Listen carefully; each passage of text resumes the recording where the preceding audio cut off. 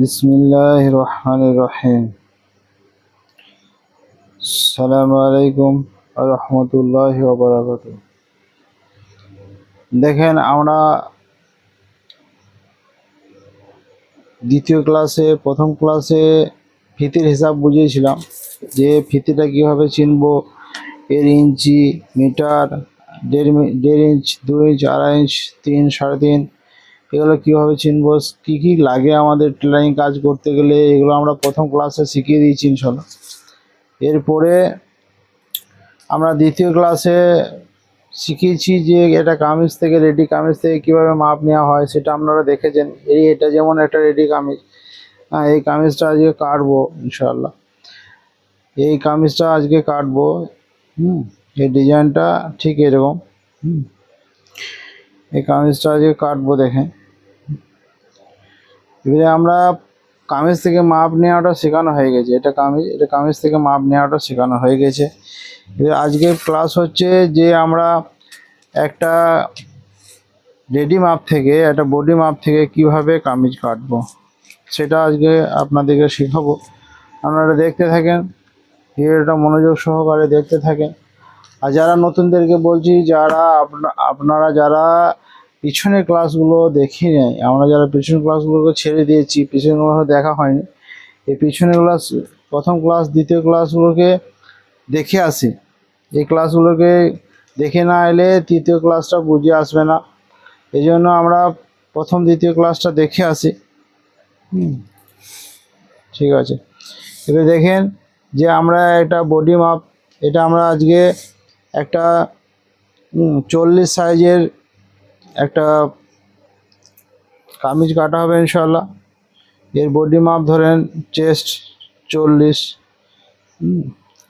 তাহলে কোমর হবে 40 হলে, বুক 40 হলে কোমর হয় কত না 4 ইঞ্চি কম, 36। আর থাই কত হবে না, রেডিমেড হিসাবে থাই চেস্ট যদি 40 হয় তাহলে থাই আমরা কি করব, কারো 40 হবে, কারো 42 হবে, কারো 44 হবে। এটা তো বডি মাপ নিলে বোঝা যাবে। এখন আমরা ধরে নিই যে চেস্ট 40 আর থাই 42, ঠিক আছে, 42। আর লেন্থ আমরা সাপোজ ধরে নিই, যেমন এটা কম লেন্থ আছে, এটা আমরা কাটবো, তাহলে এটা আমরা দেখে নিই লেন্থটা কতটা আছে। বডি মাপ নিলে বডি মাপের লেন্থটা দেখে নিতে হবে। হ্যাঁ, এটা 28 রেডি আছে, তাহলে আমরা 1.5 ইঞ্চি মার্জিন রাখবো নিচে 1 ইঞ্চি মোড়ার জন্য। আর কাঁধে, এই কাঁধটাতে 1/2 ইঞ্চি সেলাইয়ের জন্য নিচে 1 ইঞ্চি মোড়ার জন্য মার্জিন রাখবো। তাহলে 1.5 ইঞ্চ, তাহলে কত হলো 29.5 ইঞ্চ, ঠিক আছে। এবারে হাত মোটামুটি 15, 16, 17, হ্যাঁ আমরা 15 ইঞ্চি ধরে নিই, হাতের গোলায় ধরে নিই 10 ইঞ্চ, ঠিক আছে। এবারে গলা ধরেন 7.5, 7, 8। আর যে বডি মাপ নিলে যে যেমন গলা বলবে, যার ডিপটা যত বেশি রাখতে চায় কেউ, নর্মালি 7, 7.5 ধরেন। 7.5 সামনে গলা, পিছনে গলা নর্মাল আছে, পিছনে গলা আছে 4 ইঞ্চ। এটাকে লিখে নেব। আপনারা যারা টেলারিং বই নেই তারা একটা প্লেন কাগজে লিখে নেবেন বুক লম্বা, হাত, গলা, মৌরি, থাই, এগুলো লিখে নিতে হবে। পুট আমরা সাপোজ ধরে নিই এটাতে 14 ইঞ্চ। তাহলে একটা 40 সাইজের কামিজ আজকে কাটা হবে। আমরা দেখি যে 40 সাইজে কী কী বললাম, যে লম্বাই ছিল 29.5 ইঞ্চ, বুক 40, কোমর 36, ফুট 14, হাত 15, মৌরি 10, গলা 7.5, সামনে গলা পিছনে গলা 4, থাই 42।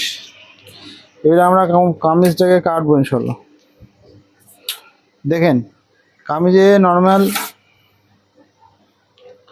যে কাপড়টা থাকে, ওই কাপড়টা থেকে আমাদের কামিজ কাটতে হবে। কামিজ কাটার সময়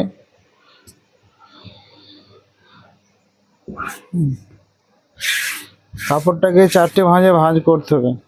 কাপড়টাকে 4 ভাঁজে ভাগ করে কাপড়টা প্রথমে আমরা উল্টা সিধা দেখে নেব কোন দিকটা উল্টা কোনটা সিধা। এটা উল্টা সিধাটা কাপড়ে উল্টা সিধা দেখে আমরা কাপড়টাকে এইভাবে ভাঁজ করবো। যেমন কাপড়টাকে আমি প্রথমে খুলে দিই, এখানে কাপড়টা এইভাবে খুলে দিলাম।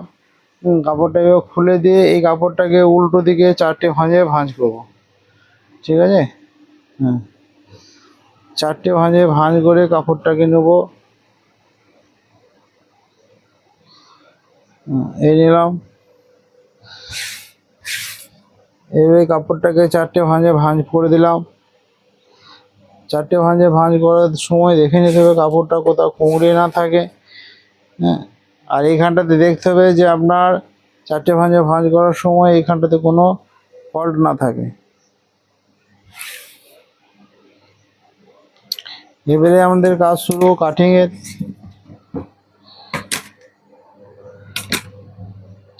কাপড়টাকে 4টে ভাঁজে ভাঁজ করে নিয়ে সোজা স্কেল রাখবো কাঁধিতে।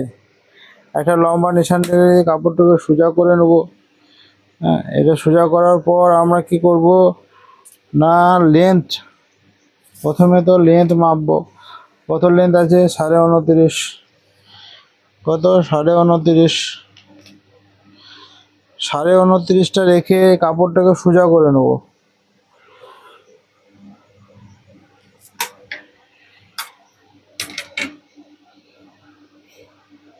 কাপড়টা সোজা হয়ে গেছে। কাপড়টা সোজা করে নেওয়ার পর প্রথম কাজ হচ্ছে আমাদের লেন্থ মেপে নেওয়া। দ্বিতীয় কাজ হচ্ছে শোল্ডার কত আছে, 14 ইঞ্চ শোল্ডার আছে। হ্যাঁ, এবারে দেখবো আমাদের কাঁধের ডিপ কত আছে।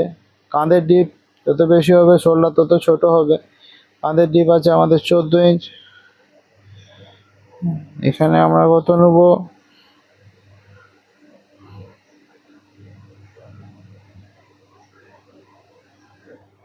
14 ইঞ্চ।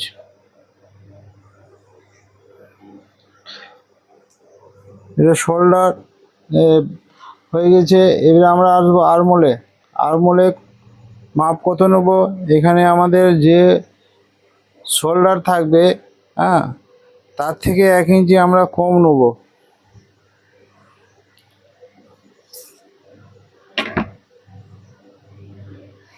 এক ইঞ্চি কম নিয়ে এরপরে আমরা আসবো কোথায়, কোমরে। কোমর আমরা নিলাম ছোট সাইজ 40 মাপে, তার জন্য আমরা নিলাম 13.5 ইঞ্চ। হিপ নর্মালি 21 ইঞ্চ হলো। এবারে আমরা এখানে দাগ দিয়ে দেবো 3টে। দেখেন, প্রথম, দ্বিতীয়, তৃতীয়, 3টে দাগ হলো।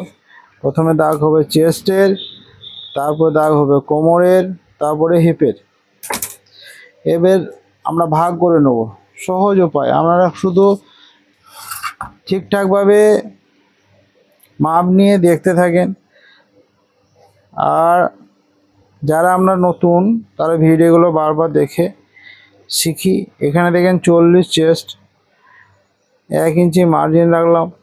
যারা অর্ডারি রেডিমেডে হাফ ইঞ্চকে রাখে, কেউ 1 ইঞ্চ রাখে। আর যারা অর্ডারি মাল বানাবে তাদের 1.5 ইঞ্চ।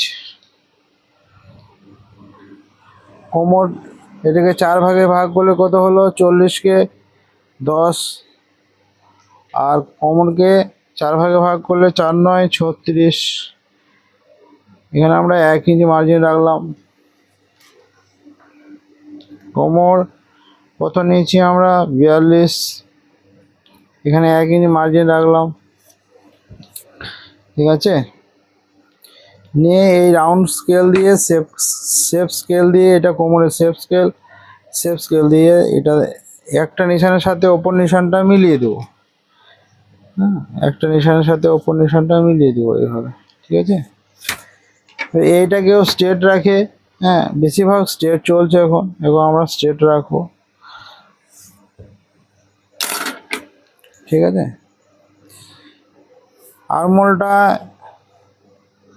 আরমোলের গলায় নেব। আরমোলের গলায় এখানে 1.25 ইঞ্চ থেকে 1.5 ইঞ্চ রাখবো। নিয়ে এটাকে এইভাবে মিলিয়ে দেবো, ঠিক আছে। শোনো, আমরা দেখে নিই যে কাটিংয়ের নিশানের কাজ শেষ। এবার আমরা এটাকে কাটবো। কী কী করেছি আমরা, প্রথমে লেন্থ নিয়েছি, লেন্থ নেওয়ার পর কি করেছি না এই পুটের মাপটা নিয়েছি। তারপরে এখানে চেস্ট, কোমর, হিপ তিনটে ভাগে ভাগ করেছি। চেস্ট যা ছিল সেটাকে 4 ভাগে ভাগ করে নিশান মেরেছি, কোমর যা ছিল সেটাকে 4 ভাগে ভাগ করেছি, থাই যেটা ছিল সেটাকেও 4 ভাগে ভাগ করেছি। নিয়ে নিশান দিয়ে মার্জিন রেখে নিশানগুলো মিলিয়ে দিয়েছি। এটা আসান তরিকা, হ্যাঁ, আসানভাবে একটা কামিজ কাটা যায়, কিন্তু মাপগুলোকে আমার ঠিকভাবে জানতে হবে। দেখুন, এটা ছিল আমাদের বডি মাপ। বডি মাপের হিসাবে আমরা আজকে কামিজটা কেটে ফেলবো। এবং আমরা এটা কাটি। দেখেন, প্রথমে কাপড়টাকে সোজা করে নিলাম, লেন্থটাকে কেটে নিলাম। কাটার আগে আমি মিলিয়ে নেবো মার্জিনটা। আমরা যারা নতুন, বারবার আমরা মিলিয়ে নিব না, ভুল কেটে না দিই। একবার কেটে দিলে, হ্যাঁ, সেলাই ভুল করে দিলে সেলাইটাকে ভুল করে খুলে আবার ঠিক করা যায়, কিন্তু কাটিং যদি ভুল হয়ে যায় তাহলে সেটা কাপড়টাকে নষ্ট হয়ে যাবে। তার জন্য আমরা কাটার আগে, কাঁচি লাগানোর আগে, হ্যাঁ, আমরা একবার মাপটাকে মিলিয়ে নেব। ঠিক আছে ইনশাল্লাহ।